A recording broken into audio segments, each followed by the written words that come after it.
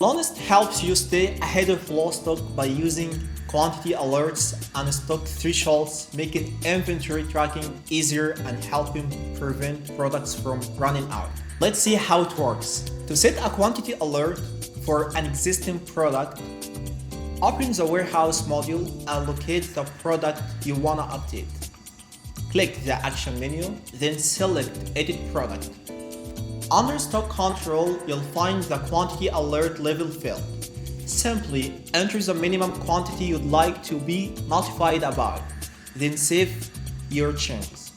Once the available stock reaches this threshold, Salonist will automatically notify you, helping you restock products before they run out. You can also configure quantity alerts while creating a new product. Click Add Product, enter the product details, then under Stock Control, define both the available stock quantity and the quantity alert level.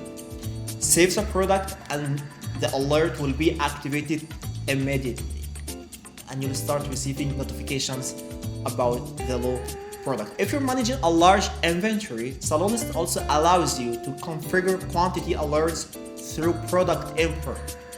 Open the edit menu and download the sample file.